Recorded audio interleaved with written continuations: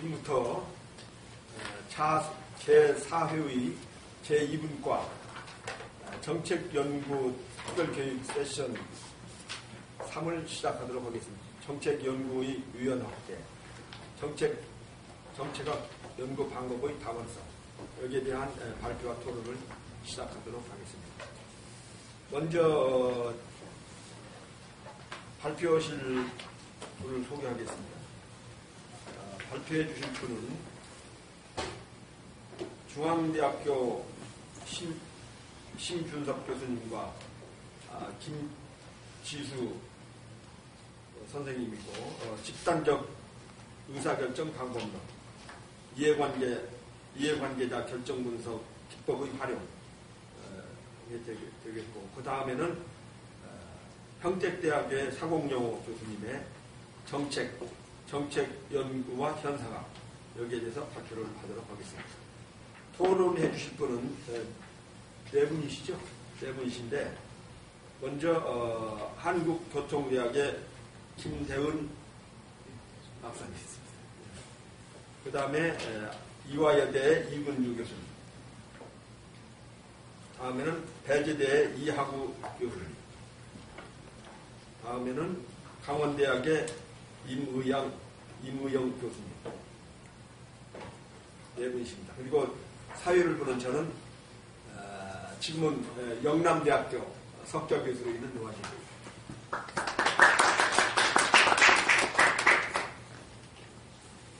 시간이 1시간 반이 우리에게 주어 있기 때문에 발표하실 발표자께서는 약 25분 내로 발표를 해주시기 바라고, 토론해 주실 토론자들께서는 약 7분 정도 토론을 해주시기 바랍니다. 그러면 먼저 중앙대학교의 심준섭 교수님의 발표가 있겠습니다. 예, 중앙대학교 심준섭입니다. 제가 저희 정책학 연구 방법론 논문들을 받고 준비를 하면서 고민을 했습니다. 그래서 방법론을 당초에는 비교하는 논문을 하나 준비를 하려고 했었는데, 보니까 기존에 워낙 훌륭한 연구들이 많더라고요. 이미 다 비교를 했고, 그래서 고민을 하던 중에 어떤 걸 좀 이렇게 문제 제기를 하면 좋을까 하다가 생각을 했던 것이, 조금 이제 한번 원래대로 돌아가 보자. 요새 소나타 광고에도 나옵니다.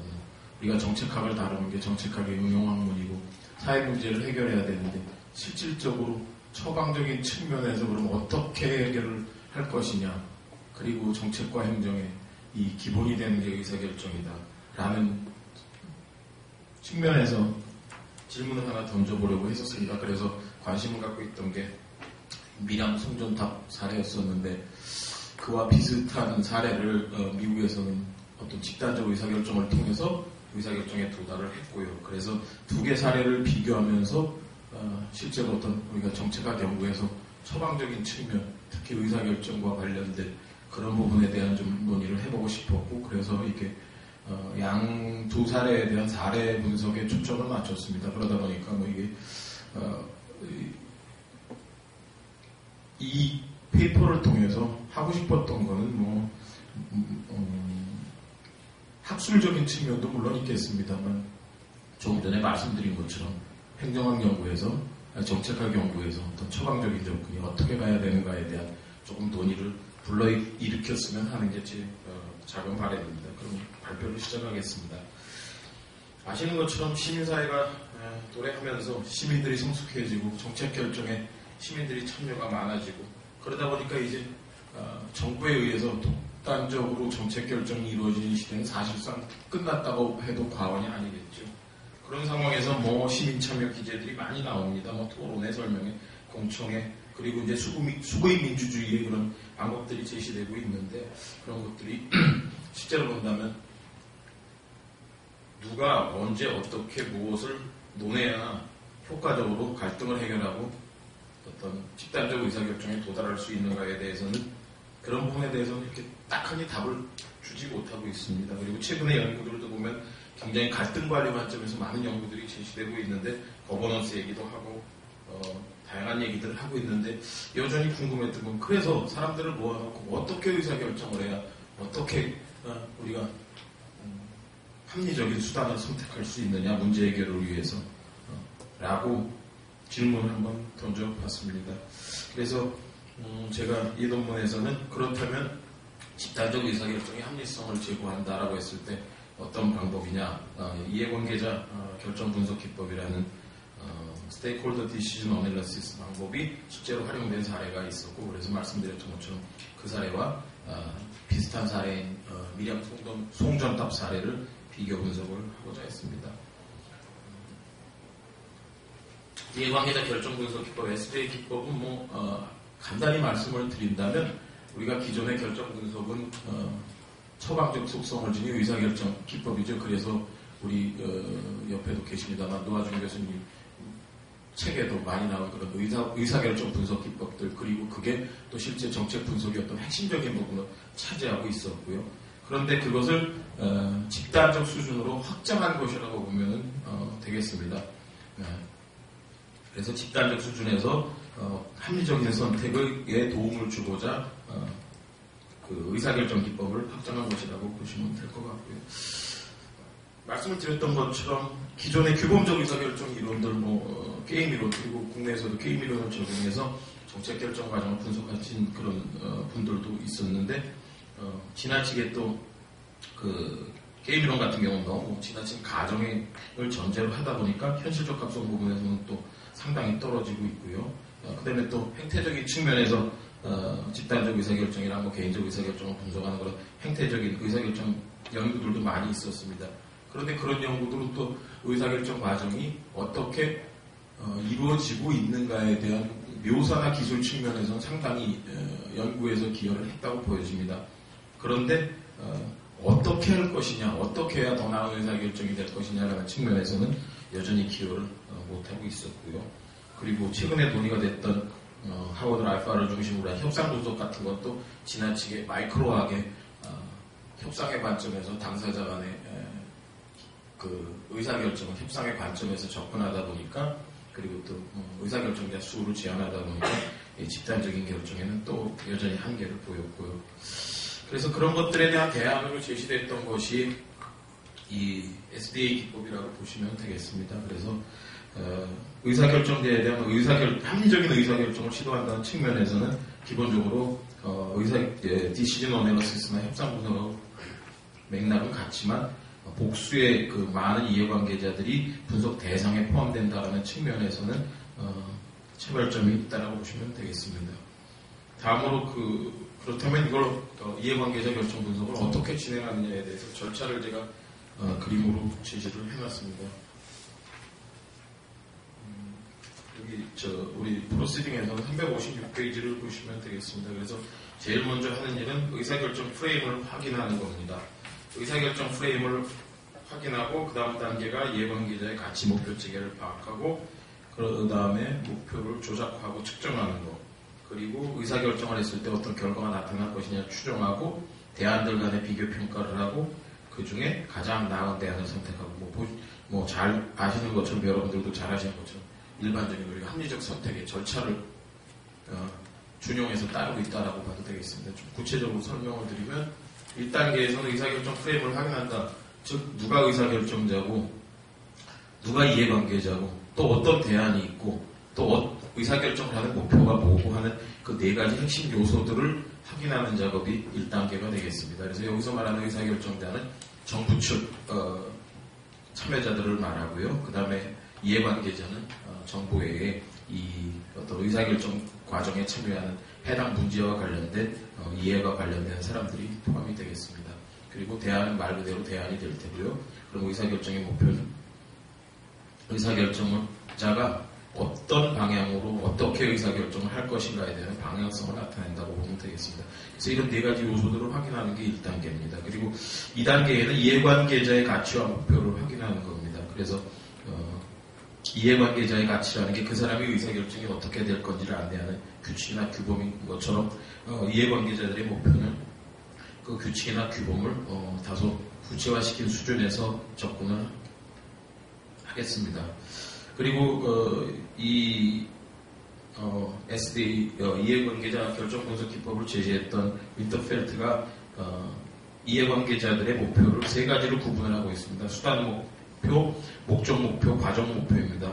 목적 목표는 궁극적으로 다 이해관계자들이 달성하고자 하는 목표고, 수단 목표는 그것을 달성하기 위한 도구적 측면, 그리고 과정 목표는 그 의사결정 자체가 공정했는지, 누가 참여하는지, 또 책임성은 어떻게 확보할 건지와 같은 우리가 알고 있는 그런 절차적인 합리성과 관련된, 절차적 정의와 관련되는 그런 목표가 되겠습니다. 그래서 이런 것들을 분석하기 위해서 제시하고 있는 게 의사결정 나무, 그 다음에 영향력 다이어그램, 이런 것들을 방법으로 제시하고 있습니다. 그 다음에 세 번째 단계는 목표를 조작화하고 측정하는 단계입니다.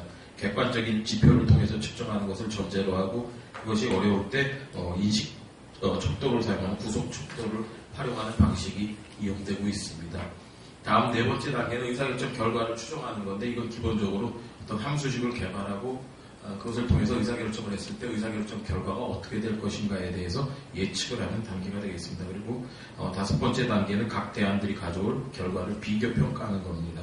그리고 우리가 알고 있는 기본 정책 분석 책들에 나오는 그런 비용효과 분석이라든가 비용 편익 분석, 다속성 효용기법, 우세성 분석, 파레토 분석, 이런 것들이 활용이 됩니다. 그리고 여섯 번째 단계는 이렇게 지금까지 이상의 단계들을 통해서 얻어진 결과를 의사결정자와 이해관계자들한테 주고 그들이 합의에 도달할 수 있도록 도움을 주는 겁니다. 그래서 기본적으로는 5단계까지의 과정은 이것이 이해관계자나 의사결정자 스스로 진행되기보다는 이것을 도움을 줄 수 있는 전문가들의 조력이 필요하다고 할 수 있겠습니다.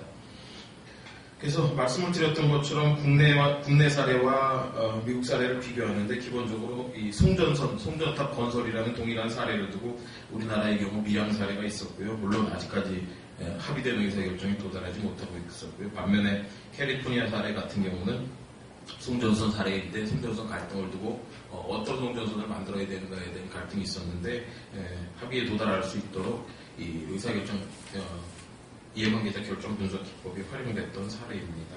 그래서 미국 사례를 간단히 좀 설명을 드리자면, 1995년도에 미국 캘리포니아주 공공시설위원회에서 전자파가 시민들한테 어떤 영향을 미치나를 조사하려고 전자파 노출로 인한 건강 위험을 그렇다면 줄이기 위해서는 어떻게 할 것이냐, 그 대안들이 뭐가 있을 것이냐라는 거를 조사를 하면서 이제 의사결정이 시작됐습니다. 그래서 본다면은 이 당시에 이 사례가 당시에 이해관계자 결정 분석이 적용될 수 있었던 그것이 필요했던 근거는, 첫 번째 보면 다양한 수준의 의사결정이 복합적으로 관련이 됐다는 거죠.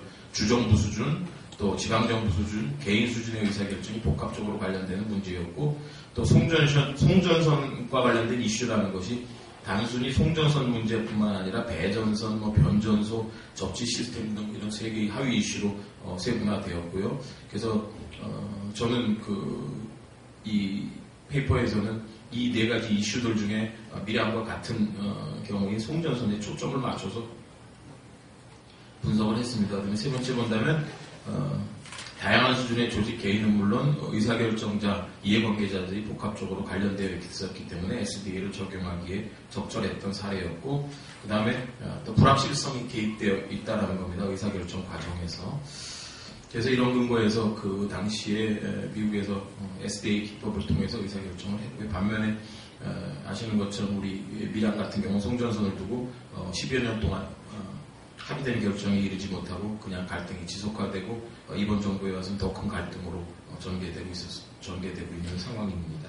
그래서 두 사례를 미국의 사례에서 적용됐던 SDA 단계별 절차들을 따라가면서 우리 밀양 사례를 한번 역추적을 해보았습니다. 그리고 실제로 어떤 것들이 미국 사례와 다른가를 좀 살펴보았습니다. 그래서 밀양 송전탑 사례 같은 경우는 갈등이 제가 그냥 계열을 정리를 해놨는데 359페이지에서부터 361페이지에 보시듯이 쭉 그 사례를 전개 과정을 정리를 해놨습니다. 다만 이게 갈등 논문이 아니라 의사결정 측면에서 다룬 논문이다 보니까 그냥 갈등을 우리가 발생기, 확장기 이런 식으로 구분하기보다는 1, 2, 3기처럼 특정한 사건을 기준으로 구분을 지었습니다. 그래서 보시는 것처럼 장기간의 갈등이 어떻게 진행되고 왔는가를 보여주고 있습니다.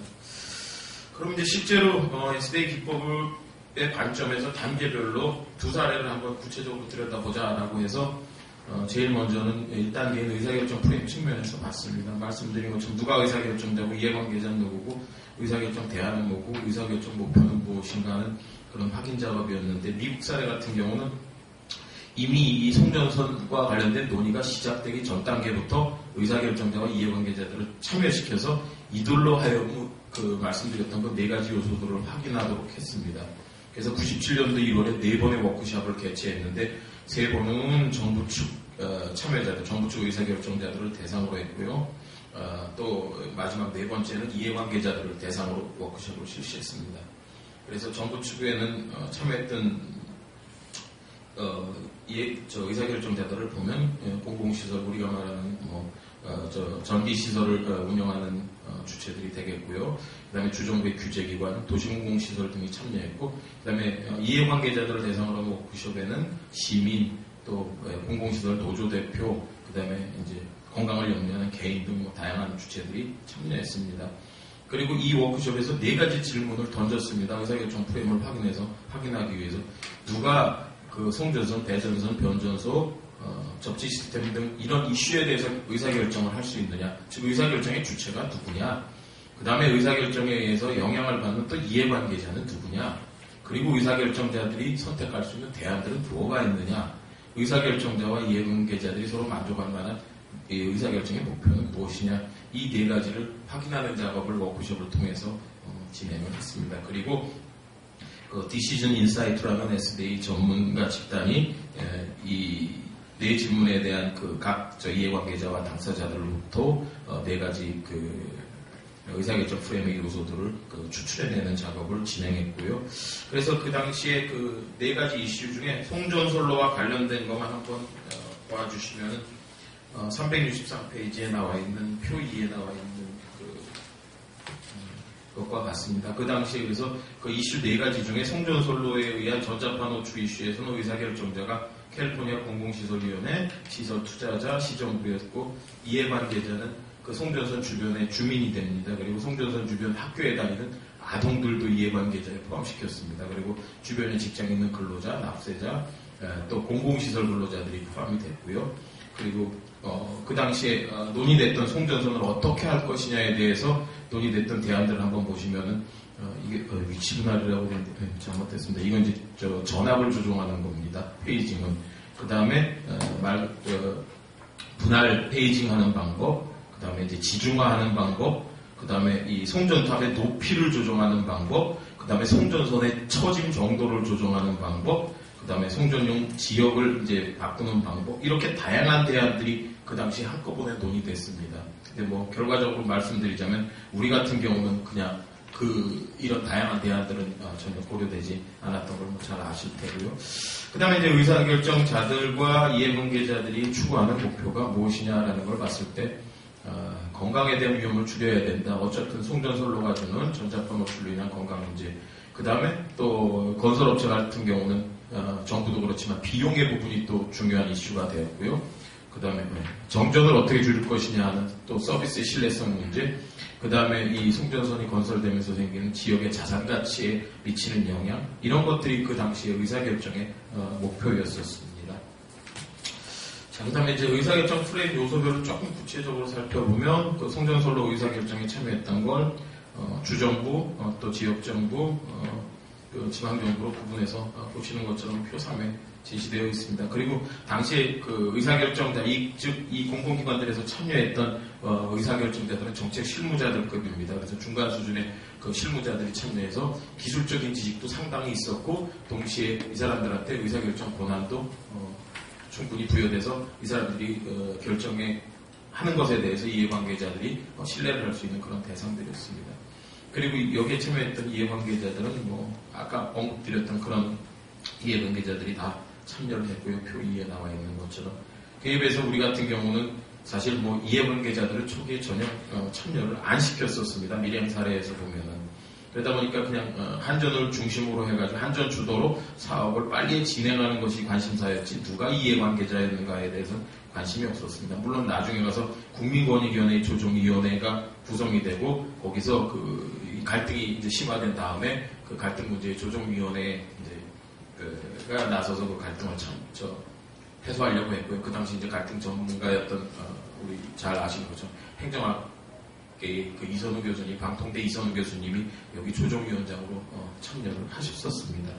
그다음에 이제 전문가 협의체를 구성해서 또 전문가 협의체 구성 당시에 주민들의 의견을 묻기는 했었습니다. 그런데 이건 이미 한참 이후의 문제였고 또 주민들이 전문가 협의체 구성에 참여했지만 막상 전문가 협의체 구성을 통해서 전문가 협의체에서 나온 의견은 지중화는 불가능하고 현재대로 그냥 송전탑을 건설해야 된다라는 의견을 내놨을 때 주민이 그 전문가 협의체에 참여하도록 했던 그 자신들이 인정했던 전문가들의 의견을 스스로 부정하는 상황이 또 발생이 됐고요.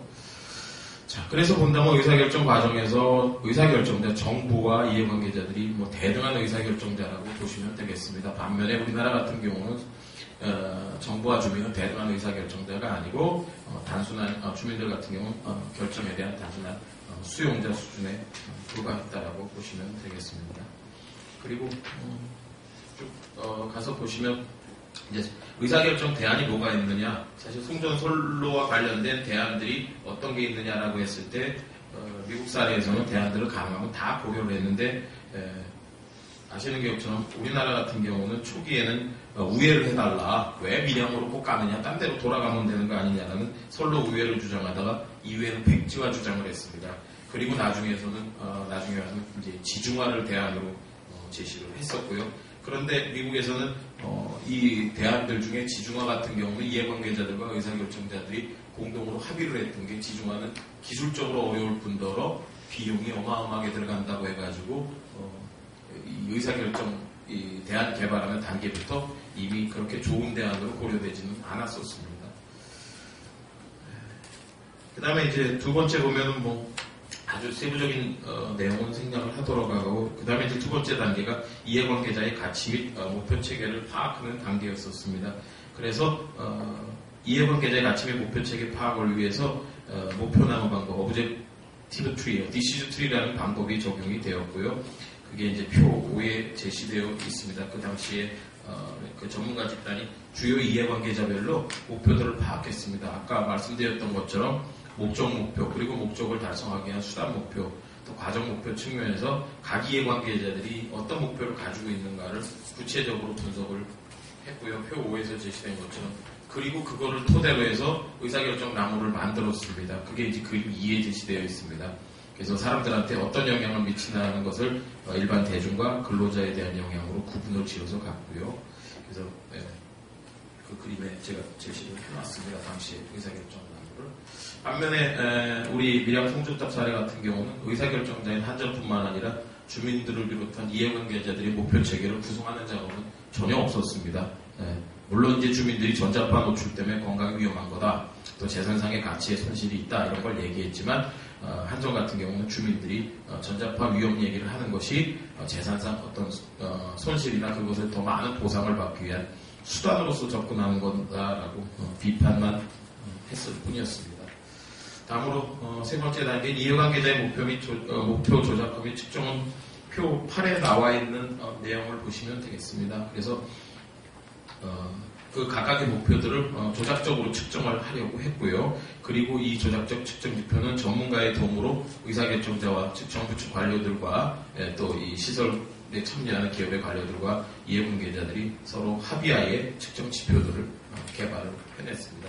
우리 같은 경우는 전혀 목표 체계에 대한 구성은 없었으니까 뭐 그 안에서 서로 뭐 측정 지표를 개발한다는 건 기대도 하기 어려운 상황이었습니다. 그냥 각자 자기 입장만 내세우고 거기서 측정지표 공유는 이루어지지 않았고요. 그 다음에 이제 네 번째 단계인 의사결정 결과 추정 단계에서는 표 10에 나와 있는 것처럼 각 대안들이 어떤 결과를 가져올지를 추정을 했습니다. 그리고 당시 고려된 세 가지 대안이 이제 그 당시에 논의됐던 현재 그 당시에 있었던 송전선을 유지하는 것, 그 다음에 전압을 조정하는 것, 그 다음에 지중화하는 것, 세 가지를 가지고 비교를 했고요. 우리 같은 경우는 주민들이 백지화 주장만 하고 한전 같은 경우 그 원래 계획했던 송전선을 그대로 만들어야 된다는 주장만 했기 때문에 그 이외의 대안들은 고려가 되지를 못하였습니다. 그 다음에 이제 다섯 번째 단계인 의사결정 대안에 대한 평가는 말씀을 드렸던 것처럼 뭐 다양한 분석 기법들이 있는데 표 11에서는 그 당시에 이용됐던 다속성 표현 기법, MAU 기법을 활용해서 그 그 각 대안들 간의 비교 분석한 결과를 제시해 보았습니다. 보시는 것처럼 그 당시에도 그 당시 유지되고 있던 송전선로 방식과 전압조정 방식, 지중화 방식 중에서 전압조정 방식이 가장 우수한 대안인 것으로 당시에 평가가 되었습니다. 그리고 마지막 단계에서 이해관계자들의 의사결정 참여 및 집행 방법을 전문가들이 제언하는 겁니다. 즉 1단계부터 5단계까지 진행됐던 그 분석 결과를 가져다가 당사자들, 이해관계자들한테 주고 이해관계자들과 의사결정자들이 합의에 이르도록 SDA 전문가들이 조력을 하는 단계로 진행이 되었습니다. 그래서 이런 단계로 진행됐을 때 이걸 이제 거꾸로 역추적해서 우리가 비교를 해봤습니다. 그렇게 보고 나름대로 이제 결론 부분에서 그러면 우리가 어떻게 그 SDA 기법을 활용해서 의사결정에 도달해야 되는가에 대해서 좀 의견을 제시를 해봤는데 첫 번째 본다면 정부 측 의사결정자와 이해관계자들이 공동으로 의사결정을 위한 프레임을 짜고 절차를 진행했기 때문에 결론에 도달할 수 있었던 것이다라는 분석이 있었고요. 그다음에 두 번째는 이해관계자들이 스스로 대안을 탐색하고 대안별로 장단점도 비교하도록 함으로써 서로 이제 합의 가능 영역이 넓어질 수 있었다. 세 번째, 이해관계자들이 최초의 전문가, 즉 의사결정 전문가들을 초청해서 의사결정에 도움을 얻을 때부터 본인들이 인정한 사람들이 참여를 했기 때문에 전문가들이 제시한 분석 결과에 대한 신뢰도가 높을 수밖에 없었고요. 그 다음에 이제 중요한 거는 정보와 또 이 정보에 대해서 공유가 완전히 이루어졌다는 겁니다. 송전선을 어떻게 했을 때 그것이 가져올 효과에 대해서 이해관계자들이 신뢰할 수 있었던 건 그 전기와 관련된 그 어려운 정보들이 쉬운 수준에서 주민들한테, 이해관계자들한테 전달이 됐기 때문에 합의에 이룰 수 있었고요. 자, 그렇게 본다면 의사결정 보조 기제로서 SDA 기법을 어떻게 써먹느냐, 제가 고민했던 거는 그런 겁니다. 지금 보면 우리가 이제 DAD 방식이라고 해서 Decide, Announce, 그 다음에 Depend 한다고 얘기를 하죠. 무조건 그냥 정부 입장에서 보면 의사결정 비용을 줄이기 위해서 많은 노력을 합니다. 그런데 의사결정 비용을 줄이니까 그 결과 집행 과정에서 생기는 비용은 어마어마하게 커집니다. 그러니까 총 비용의 관점에서 본다면 엄청 큰 거죠. 반면에 이런 의사결정 기법들, 합리적 의사결정 보조 기제들을 활용한다면 틀림없이 이건 의사결정 과정에 드는 비용은 엄청 커질 거라고 보여집니다. 그러나 집행 과정에서 드는 비용은 많이 축소될 수 있겠죠. 왜냐하면 관련자들이 모두 동의한 의사결정이 이루어질 테니까요. 그렇게 본다면 총비용 측면에서는 훨씬 줄어들 수 있을 거라는 게 제 생각이고요. 그래서 그런 관점에서 우리가 어떻게 하면은 이런 집단적 의사결정 자체를 지금보다 더 개선할 것이냐에 대한 좀 처방적 그 방법들을 다양하게 다루는 것이 필요하지 않나라는 것이 제가 여기서 드리고 싶었던 의견이었습니다. 제 발표 이것도 수고했습니다.